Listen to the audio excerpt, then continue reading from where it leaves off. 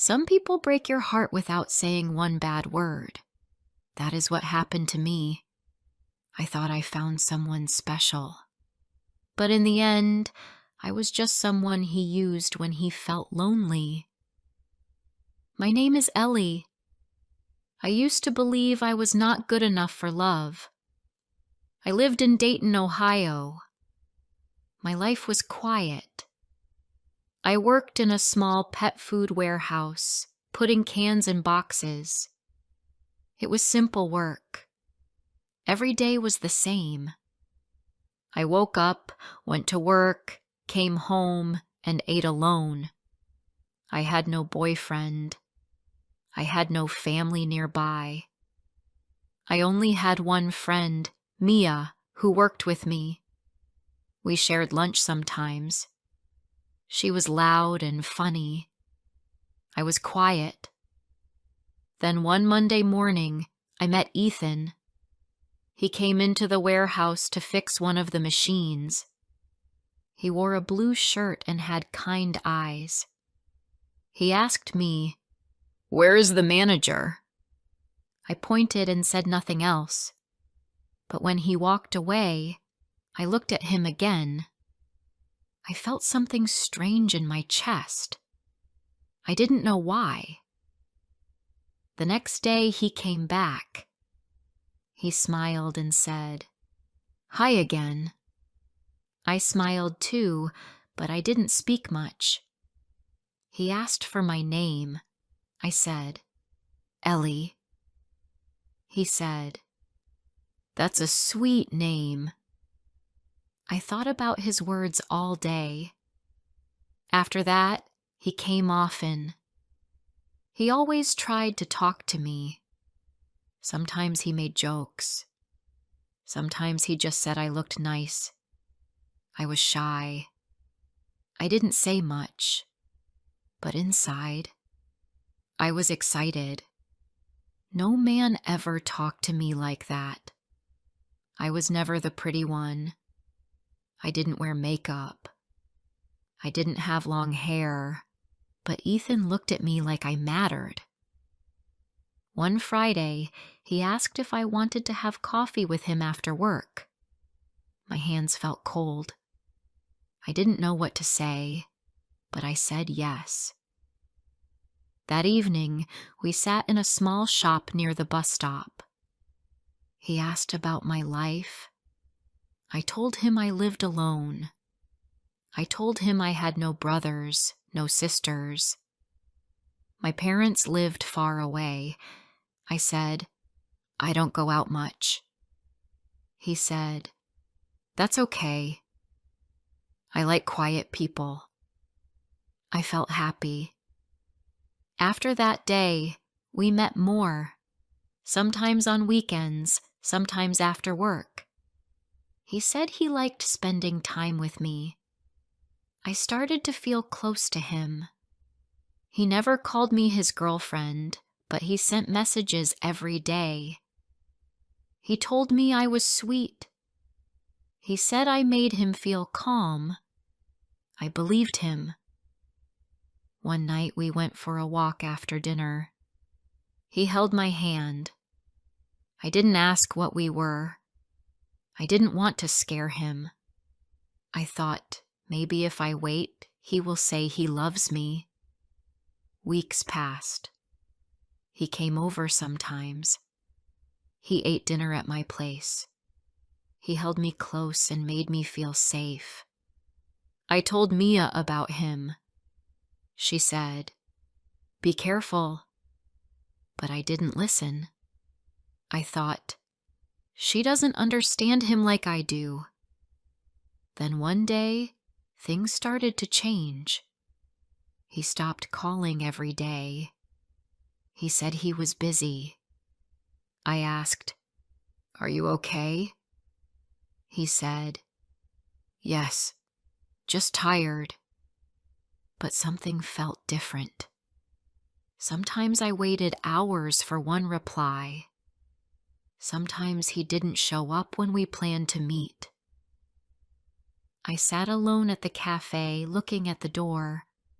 My heart hurt, but I told myself, maybe he is busy. One night I asked him, "Do you still like me?"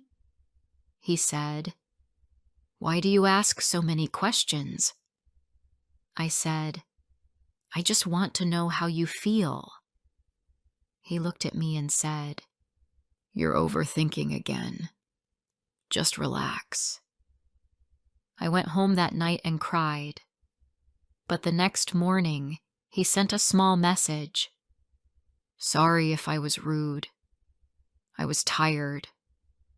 I smiled and said, "It's okay," because I didn't want to lose him. One weekend, I called him 3 times. He didn't answer. I sent one message. "Is everything okay?" No reply. On Monday, he walked into the warehouse like nothing happened. I waited for him to come talk to me. He didn't. I went to him during lunch. I said, "Why didn't you call back?" He looked at me and said, "We're not married, Ellie. You don't need to check on me." My face turned red. I felt small. I walked away. My legs felt weak. I wanted to scream, but I didn't. I just worked the rest of the day in silence. That night, I sat in my small kitchen. I looked at my phone again and again. No message came. I thought about all the things I did for him. I made food. I gave him time. I waited. I listened. But he gave so little. Just words. No promises. No love. Mia called me that night. I told her everything. She said, "Ellie, he never gave you anything real. You only gave. And he only took." I was quiet. Then I whispered, "I think you're right." But my heart still wanted him. The next time I saw him, I said, "Ethan, I don't think I can do this anymore." He raised his eyebrows. "Do what?" "This, us," I said. He laughed. "What do you mean, us? We were just having fun." His words hit me like ice. I said, "I loved you." He looked at me like I was stupid. "You made that up, Ellie. I never said anything like that." I walked away. I didn't cry in front of him. That night, I sat on my bed. My chest felt heavy. I looked in the mirror and saw a woman who gave too much to someone who never cared. I felt pain, but I also felt something new. I felt done. I didn't want to wait anymore. I didn't want to beg. He used me. He never chose me. But now, I would choose myself. Before I share the rest of my story, I need to know, where are you listening from?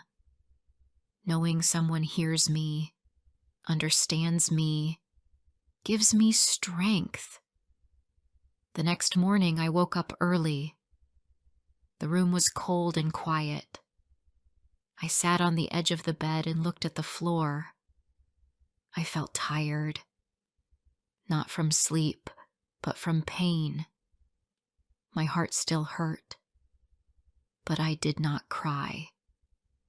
Not this time.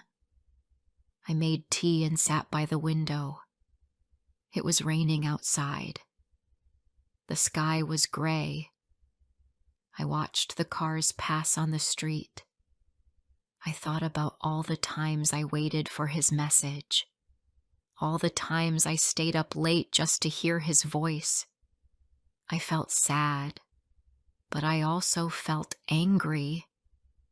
I opened my phone and looked at his messages. So many short words. So many sorry texts. But never real care. Never real love. I deleted them all. I deleted his number too. My hands were shaking, but I did it. I needed to stop. At work, I saw him again. He was talking to someone and laughing. He did not look at me. I walked past him without a word. My heart beat fast, but I kept walking. I went to the back room and stayed there for some time. Mia came to me and said, "You okay?" I said, "I'm trying." She smiled. "That's a good start." That evening, I did not check my phone once. I made soup and watched a movie alone. It was quiet, but peaceful. I started to think about myself. What do I like? What makes me happy? I did not know the answers yet, but I wanted to find out. On Saturday, Mia asked me to go shopping with her. I said yes. We walked around the mall, looked at shoes, and ate ice cream. I told her I felt strange. Not happy, not sad, just empty. She said, "That's normal. You gave your heart. Now your heart needs time." I looked around at all the people in the mall. Some were laughing. Some were alone like me. I didn't feel so small anymore. I was just one person in a big world. That night, I wrote a list. Not a list of dreams, just a list of small things. Wake up early, go for a walk, call Mom, clean my room, learn something new. It was not a big list, but it helped me. The next day, I woke up and did the first two things. I walked around the block and looked at the trees. I breathed in the cold air. It felt fresh. It felt new. At work, I stayed busy. I didn't look at him anymore. I just did my job. He didn't talk to me. He didn't say sorry again. Maybe he didn't care. But I was starting to care about myself. A week passed, then 2. Each day felt a little easier. One day, a man came to the warehouse. He was new. His name was Aaron. He was not like Ethan. He didn't try to be charming. He was quiet, kind, and respectful. He said thank you when I helped him. He didn't look at me too long. He didn't say sweet things. But I felt safe around him. We worked near each other a few times. He asked about my work. I told him it was simple but okay. He said, "You do it well." That was it. Just a kind word. I didn't feel butterflies. I didn't wait for his texts. It was not love. It was just peace. Mia noticed.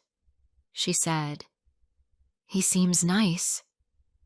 I said, "Yes, he is." But I was not ready. I didn't want to fall again. I didn't want to be hurt again. So I smiled at him, but I stayed quiet. One day after work, I stayed late to clean up. Aaron was still there. He said, "You always stay late?" I said, "Sometimes." He said, You work hard. I looked at him and smiled. I try. Then he said, Some people don't see quiet women, but I do. My heart felt soft, but I didn't speak. I just looked at him and nodded once. It was a small moment, but it stayed in my mind. At home, I thought about his words. I remembered all the times I felt invisible, all the times I wanted someone to choose me. And now, someone saw me. Not in a loud way, not with sweet lies, just simple truth. But I told myself, this time, take it slow. The next weekend, I cleaned my home. I played music. I danced a little while I swept the floor. I laughed at myself in the mirror. I looked silly, but I felt alive.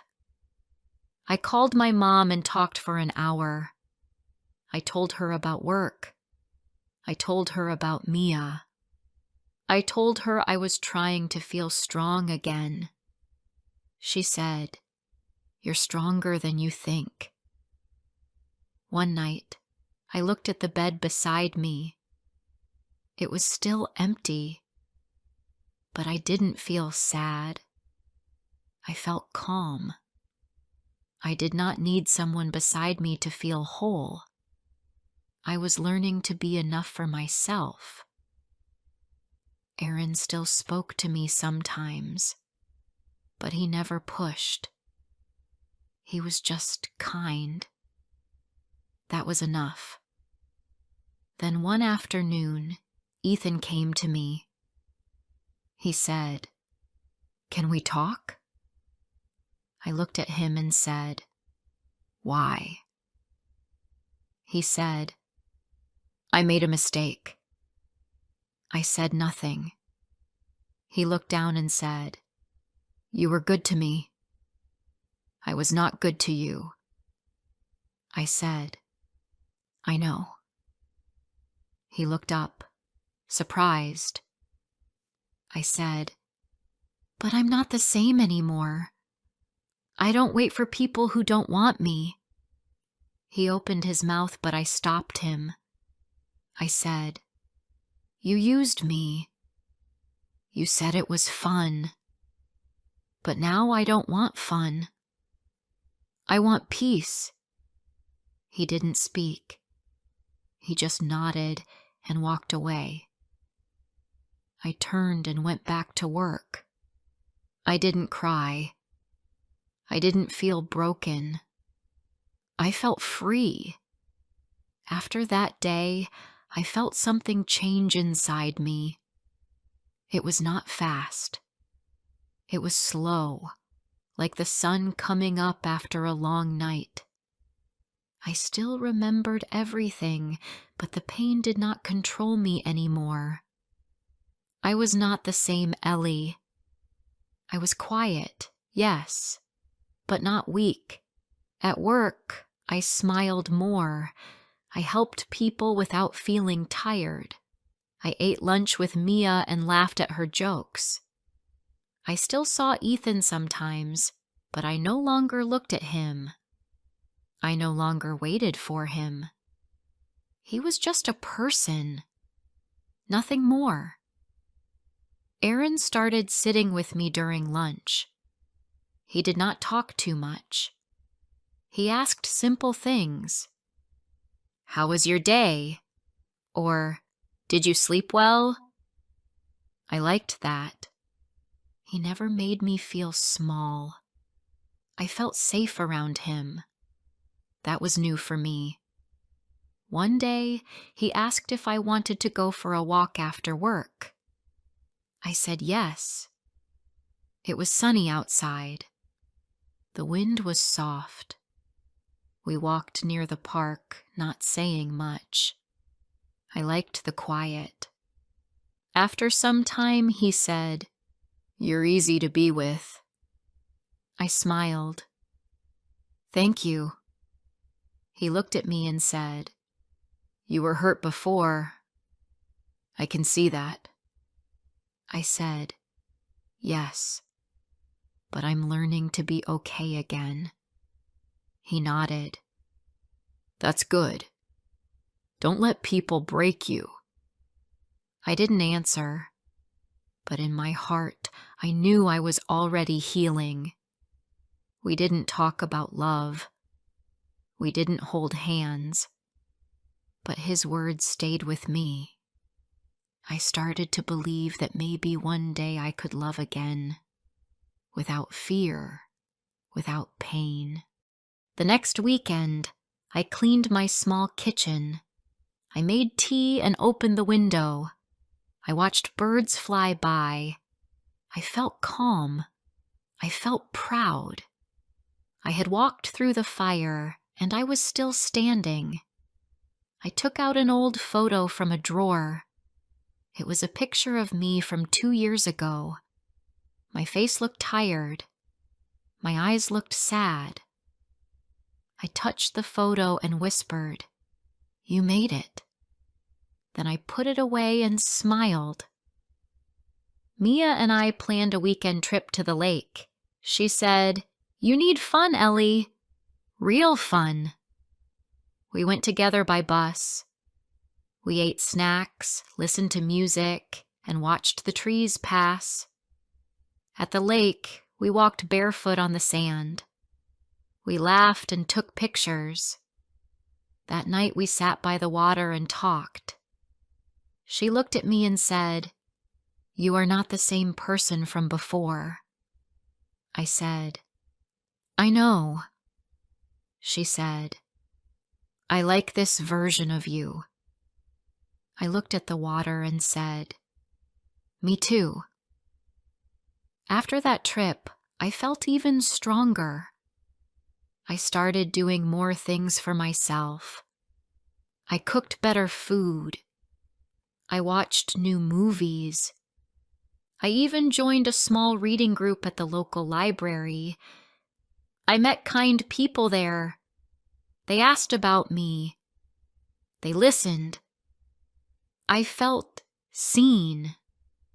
One day, Aaron came to me after work. He said, You look happy these days. I said, I feel better. I feel free. He smiled and said, I'm glad. Then he asked, Would you like to have dinner with me? Just dinner. Nothing more. I looked at him. He was not like Ethan. He didn't play games. He didn't rush. He just stood there, waiting for my answer.